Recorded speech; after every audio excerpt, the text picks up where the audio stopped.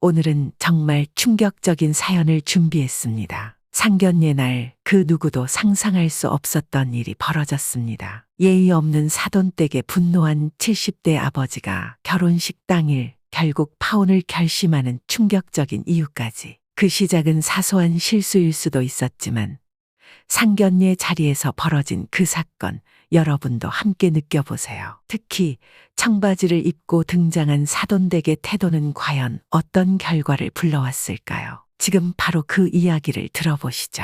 서울 강남의 한 고급 한정식집. 은수의 상견례 자리는 제가 평생 준비한 것처럼 중요했습니다. 은수는 어린 시절부터 제게 엄마 아빠처럼 결혼할 거야 라고 말하며 자라왔고, 그런 은수에게 결혼을 결정짓는 이 상견례가 얼마나 중요한 순간인지 알고 있었습니다. 제가 은수를 키우며 늘 강조했던 것들 중 하나는 바로 행복을 찾으려면 상대방의 진정성을 봐야 한다. 그 말은 은수가 결혼 상대를 고를 때 반드시 중요하게 생각해야 할 기준이었습니다. 하지만 그 사람이 정말 은수에게 행복을 줄 수 있을지는 누구도 확신할 수 없었고, 상견례는 그것을 판단할 중요한 기회였습니다. 상견례 당일 저는 결코 예의 없는 사람을 만나고 싶지 않았습니다. 아무리 좋게 말해도 예의 없는 사람과의 결혼은 절대 용납할 수 없었기 때문입니다. 제가 은수를 키운 건 행복한 결혼을 하게 하기 위해서였고, 그런 결혼이 되려면 상견례부터 제대로 해야 한다는 강한 믿음이 있었습니다. 상견례 자리에서 저는 은수의 예비 신랑 정우의 모습을 보고 안심할 수 있었습니다. 그는 매우 예의 바르고 온화한 성격을 가진 사람이었습니다. 하지만 그 뒤에 등장한 정우의 부모님은 전혀 예상치 못한 모습을 보였습니다. 먼저 등장한 정우의 아버지 김영호 씨. 그가 상견례 자리에 등장한 순간부터 저는 그가 상견례라는 자리가 가진 중요성을 전혀 인식하지 못한 사람임을 느꼈습니다. 그가 입고 온 옷은 티셔츠와 청바지, 심지어 운동화까지 신은 모습이었습니다. 상견례 자리에서 그런 옷차림은 사실 매우 어색하고 제가 갖고 있던 기대와 너무나도 동떨어진 모습이었죠. 상견례를 준비하면서 은수와 저도 말했었습니다. 어떤 사람들은 예의를 차리지 않으면 안 될 때가 있어. 그런데 그가 바로 그런 사람이었습니다. 그가 이 자리에 나온 이유는 단순히 편하게 지내자는 생각 때문이었을까요? 아니면 그저 자신의 편안함을 중요하게 생각한 것일까요? 저는 불편한 기분을 감추지 못하고, 저기 사돈 상견례 자리인데 그 옷차림은 너무 편하게 입으신 것 아닙니까? 라고 말하고 싶었으나 차마 그렇게 말을 꺼낼 용기가 나지 않았습니다. 대신 제가 할 수 있는 건 그의 태도에 맞서서 딱딱하게 행동하는 것뿐이었습니다. 상견례는 예의를 차리는 자리입니다. 그렇게 말하고 싶었지만 그냥 참기로 했습니다. 어차피 상견례는 서로에게 잘 보이려고 하는 자리이고, 그가 불편하게 여겼던 것이라면 더 말할 필요는 없겠다고 생각했습니다. 식사를 시작한 뒤 김영호 씨는 계속해서 불편한 태도를 보였습니다. 은수가 제시한 메뉴에 대해서도 무심한 반응을 보였고, 심지어 식사 중에는 전화도 받았습니다. 그 전화는 알고 보니 친구와의 약속 때문에 받았다는 것이었고, 그 모습에 저는 이 상견례 자리에 대해 더욱 실망하게 되었습니다. 그가 친구와의 약속을 중요하게 여긴다는 것 자체가 이 자리의 중요성을 전혀 인식하지 못했다는 증거라고 생각했기 때문입니다. 그렇다면 왜 상견례에 나와 있지? 라는 의문이 들었습니다. 이 자리가 은수와 정우의 결혼을 위한 첫걸음이라고 생각했지만 김영호 씨는 이 자리를 일종의 시간이 낭비되는 자리로 취급하는 듯한 느낌을 주었죠. 그때부터 저는 은수의 결혼이 진지하고 성숙한 관계로 발전할 것인지에 대한 의문을 가지게 되었습니다. 상견례 자리에서 자기 집에서처럼 행동하는 사람은 처음이었고, 그 태도에 저는 정말로 실망하게 되었습니다. 그 후 분위기는 점점 더 어색해졌습니다. 저는 정우의 어머니와 자연스럽게 대화를 이어가고 싶었지만 김영호 씨는 계속해서 불편한 행동을 보였습니다. 식사가 끝나고 그의 휴대전화가 울리기 시작했습니다. 김영호 씨는 자리에서 일어날 생각도 하지 않고 전화기를 꺼내 자신만의 대화를 이어갔습니다. 저는 순간적으로 여기 상견례 자리인데 라는 생각이 떠올랐지만 아무 말도 할 수 없었습니다. 그런 그가 여전히 자리에 앉아서 전화통화를 하는 모습은 정말 불쾌했습니다. 그 전화는 아무리 봐도 그의 친구와의 약속에 관한 것이었고, 그는 여전히 자기 시간이 더 중요하다는 태도를 보였습니다. 은수와 정우는 서로 불편한 표정을 지으며 그를 바라보았지만 우리는 그저 말을 삼키며 자리를 지킬 수밖에 없었습니다. 그런 불편한 순간들이 이어지며 저는 점점 불쾌감을 느꼈습니다. 식사가 끝나고 김영호 씨는 자리를 떠났습니다. 그리고 그는 이제 끝났냐? 며 어색하게 자리를 일어섰습니다. 그는 더 이상 상견례의 의미를 이해하려 하지 않았습니다. 제 마음속에서 이 사람은 정말 나와 은수에게 진지한 마음이 없는 사람이다. 라는 생각이 확고하게 자리 잡았습니다. 사실 그가 대화를 중단하고 전화를 받는 모습 그리고 그의 전반적인 태도는 결코 상견례에 적합하지 않았습니다. 이 자리가 그에게 중요한 자리가 아니라는 것을 너무나도 분명히 느꼈습니다. 그때부터 저는 이 결혼을 계속 이어갈 수 있을지에 대해 의문을 가지게 되었습니다. 상견례가 끝난 후 저희는 집으로 돌아오는 길에 은수에게 정말 오늘 너무 불편하지 않았어? 라고 물었습니다. 은수는 여전히 정우를 사랑하는 마음이 컸기에 저의 불편한 감정을 제대로 이해하지 못했습니다. 은수는 그때부터 아빠 왜 그렇게 심각하게 생각해? 라며 저를 타일렀고 저는 상견례는 단순한 자리가 아니라 양가의 존중과 예의가 필요한 자리야. 라고 강하게 말하며 은수에게도 그 사실을 깨닫게 하려고 했습니다. 상견례 자리가 끝난 후 집으로 돌아오는 길은 생각보다 더 길게 느껴졌습니다. 은수는 여전히 마음 한구석에 희망적인 기대감을 품고 있었지만 저는 속으로 김영호 씨와 그의 가정에 대한 불안감이 깊어만 갔습니다. 무엇보다 그날의 상견례에서 느낀 것은 김영호 씨가 가족을 소중히 여기지 않는 사람이라는 확신이었습니다. 그날 그가 보인 무례하고 편안한 태도는 상견례라는 중요한 자리에서만이 아니라 평소에도 그렇게 행동할 사람이라는 느낌을 주었습니다. 은수는 아직 그가 왜 그렇게 행동했는지 이해하지 못하는 듯 했습니다. 저는 그를 더 이상 보지 않으려 했지만 정우와의 결혼을 막을 수는 없다는 생각에 저는 마음속에서 갈등을 하며 계속 고민을 했습니다. 그날 밤 저는 은수와 함께 차를 마시며 그 일에 대해 다시 한번 진지하게 이야기하려 했습니다. 며칠 후 우리는 다시 한번 사돈댁과의 만남을 갖기로 했습니다. 이번에는 은수의 부모님과 사돈댁의 추가적인 만남이었고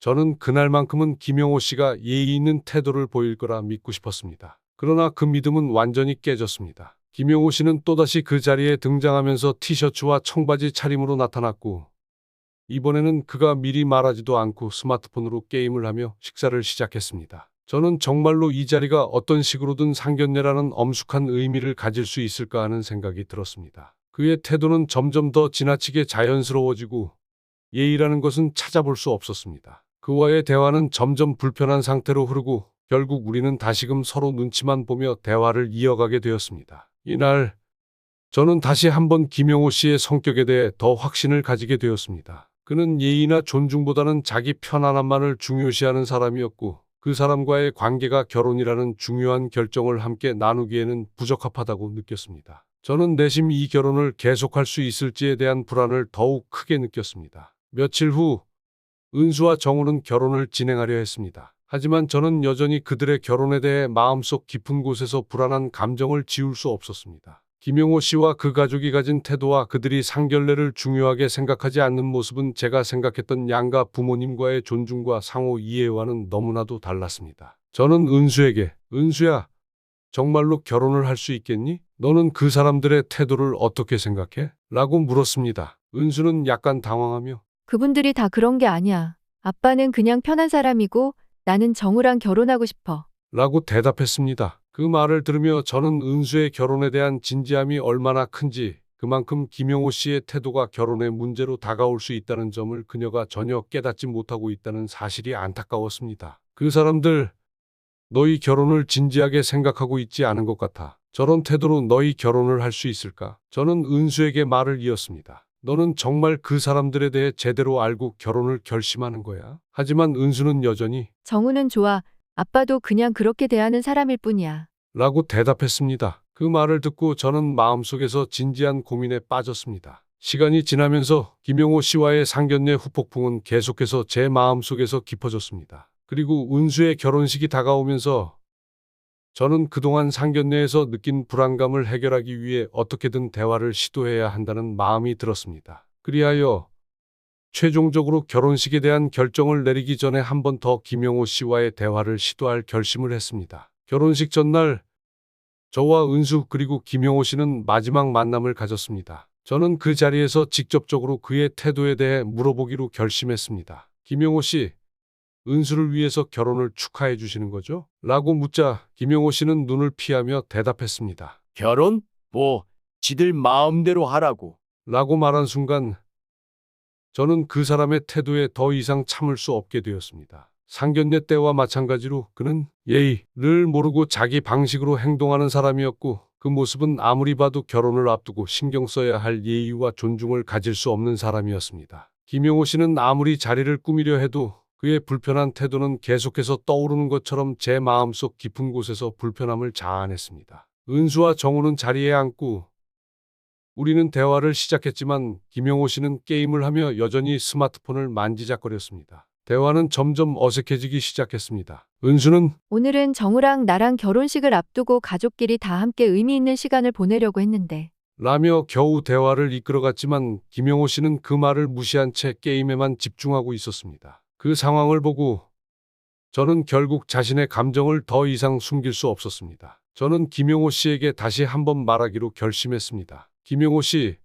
오늘 저녁 자리가 결혼을 위한 만남이라 생각하고 나왔습니다. 하지만 이 태도는 결코 결혼을 진지하게 생각하는 태도가 아니에요. 그 말을 들은 김용호 씨는 잠시 스마트폰을 내려놓았지만 곧 이어서 결혼은 너희들 마음대로 하는 거지.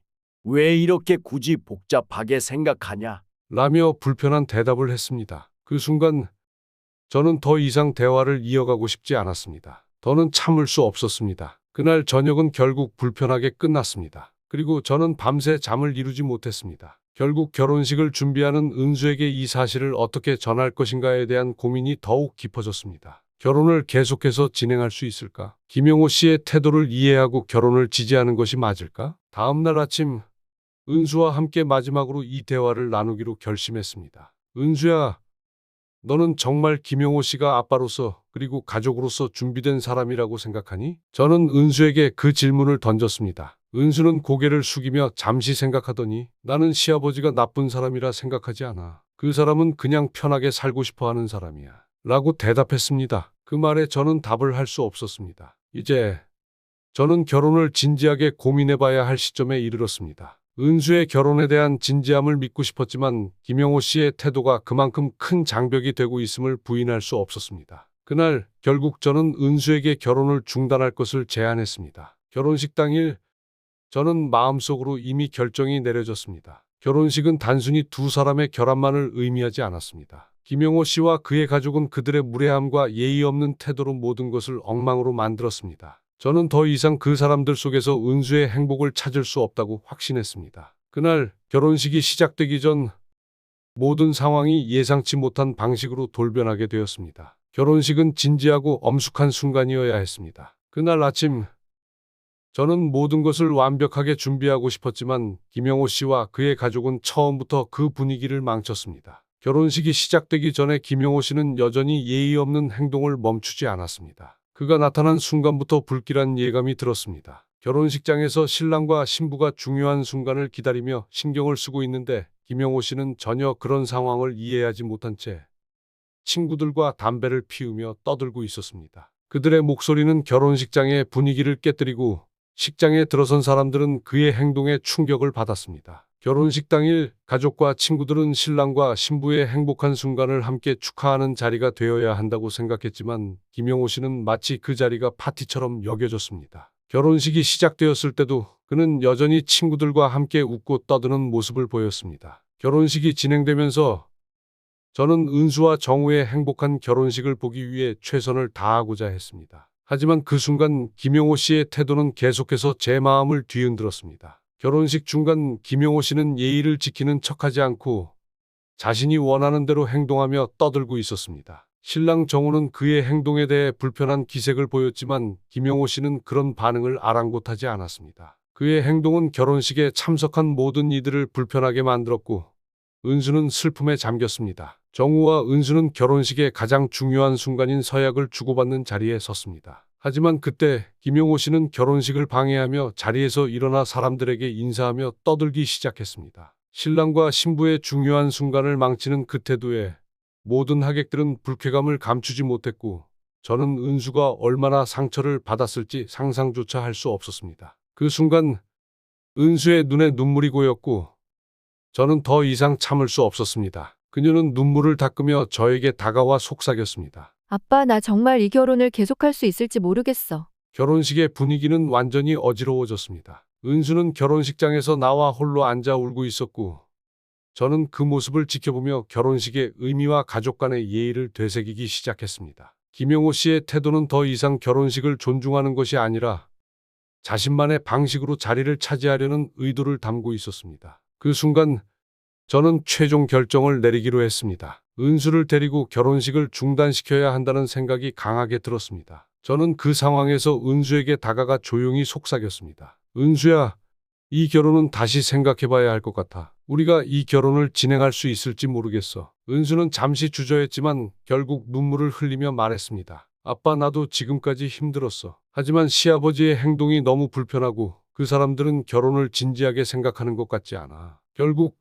저는 김영호 씨의 무례한 행동과 결혼식의 중요성을 망친 상황에 대해 더 이상 묵과할 수 없었습니다. 결혼식장 한복판에서 결혼을 중단하는 결정을 내린 순간 모든 하객들이 충격에 빠졌습니다. 하지만 저는 이 결단이 가장 중요한 일이었기 때문에 주저할 수 없었습니다. 결혼식장에서 결혼을 취소하고 나가자 김영호 씨는 무슨 일이 일어난 것도 모른 채 여전히 스마트폰을 들여다보며 웃고 있었습니다. 그 모습을 보며 저는 더 이상 김영호 씨와 그 가족이 결혼식의 중요한 순간에 참석하는 것을 원치 않았습니다. 결혼식장에서 저는 김영호 씨에게 마지막으로 말했습니다. 김영호 씨, 당신의 태도는 이 결혼을 방해하고 있습니다. 이 결혼식은 더 이상 진행할 수 없습니다. 그리고 그 말을 마친 후 저는 은수를 데리고 결혼식장을 떠났습니다. 그러나 시간이 흐를수록 그가 저지른 잘못이 그에게 얼마나 큰 대가를 치르게 될지 그는 점차 깨닫게 되었습니다. 결혼식이 취소된 직후 김영호 씨는 하객들에게 아무 일도 없었던 것처럼 행동했습니다. 그는 친구들과 술을 마시며 웃고 떠들었고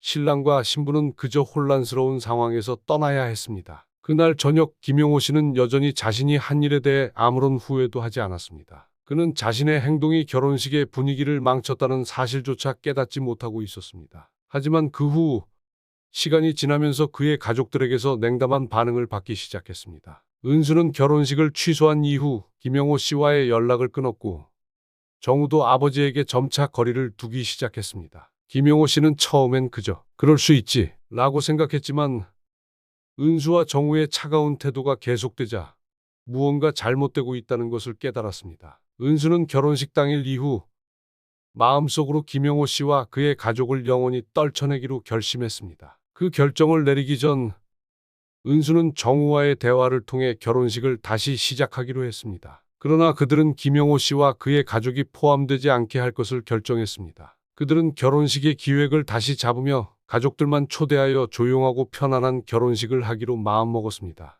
은수는 결혼식 후 김영호 씨와의 대면을 피하고 한동안 그와 연락을 끊었습니다. 그녀는 더 이상 그런 사람들과 얽히고 싶지 않다는 결심을 굳히며 자신의 삶을 새롭게 시작하기로 했습니다. 정우 또한 김영호 씨와의 관계를 점차 단절하고 두 사람만의 삶을 만들기 위해 노력했습니다. 그는 은수에게 우리는 아버지 없이도 잘 살 수 있어 라고 말하며 가족의 중요성을 재정립하려 했습니다. 그때부터 김영호 씨는 자신이 저지른 실수를 조금씩 인식하기 시작했습니다. 그는 아무 일 없듯이 살고 있다고 생각했지만 은수와 정우가 완전히 그와 거리를 두며 살고 있다는 사실을 점점 더 느끼게 되었습니다. 어느 날 김영호 씨는 은수와의 통화에서 차가운 목소리를 들으며 마음속 깊은 곳에서 불편함과 후회를 느꼈습니다. 아버님, 저는 결혼식에 아버님이 없는 게 더 좋았어요. 다시는 저희 삶에 끼어들지 마세요. 은수의 냉담한 목소리가 그의 가슴에 석고처럼 무겁게 내려앉았습니다. 김영호 씨는 자신이 왜 이렇게까지 거칠게 행동했는지에 대해 진지하게 반성하기 시작했습니다. 그는 그동안 얼마나 자기 중심적으로 살았는지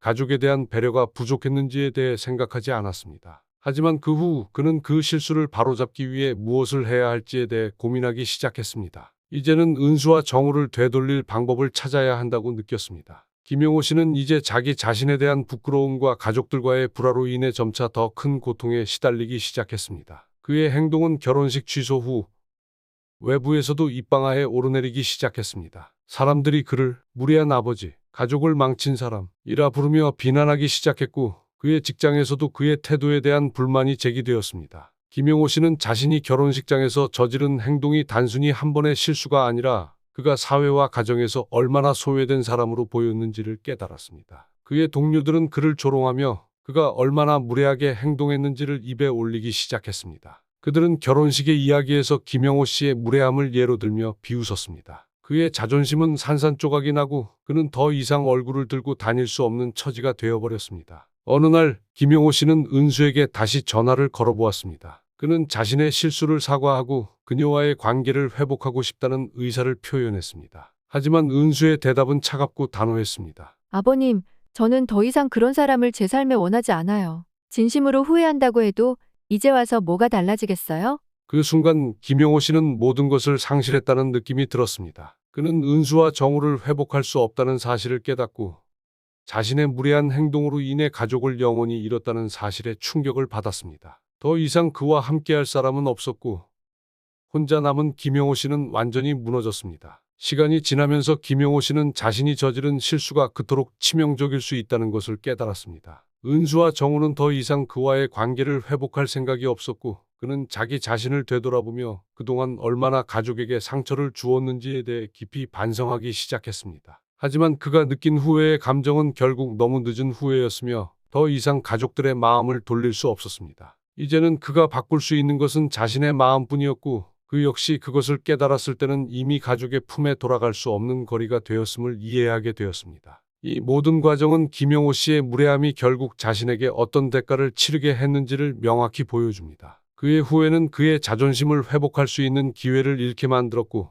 가족의 소중함을 깨닫게 해주었습니다. 하지만 너무 늦은 깨달음은 결국 아무런 의미가 없었음을 그는 뼈저리게 느끼고 있습니다. 와, 정말 믿기 힘든 일이었죠. 상견례라는 중요한 자리가 이렇게 무리한 행동들로 가득 찰 줄은 누가 알았겠습니까? 오늘의 사연에서 은수의 아버지가 처음으로 사돈댁을 맞이하며 느낀 불쾌함은 그저 사소한 일이 아니었습니다. 상견례라는 중요한 날, 한 사람의 예의가 모든 상황을 뒤흔들 수 있다는 사실을 잘 보여주는 이야기였습니다. 여러분, 그런 경험 해보신 적 있나요? 누군가가 특별히 신경 써야 할 자리에선 전혀 신경 쓰지 않고 자기 중심적으로 행동하는 상황. 특히나 상견례라는 자리에서 미리 준비된 예의와 배려가 결여된 모습은 얼마나 속상하고 부끄러운 일이 될 수 있는지 그 마음이 그대로 전달되는 듯 했습니다. 이 사연의 주인공이었던 은수의 아버지, 그는 어떻게 자신의 딸을 위해 또 가족을 위해 결단을 내렸는지 알 수 있었습니다. 무례함에 대한 참을 수 없는 분노와 후회가 결국 그를 강하게 만든 순간이었죠. 과연 그가 내린 결단은 무엇이었을까요? 사돈댁에 대한 예의 없는 태도에 한 번 더 배려를 보였더라면 결과가 달라졌을지 궁금합니다. 하지만 분명히 말할 수 있는 것은 가족의 예의가 무너질 때의 여파는 단순히 그 날을 넘기지 않는다는 점입니다. 여러분도 이런 경험을 하셨다면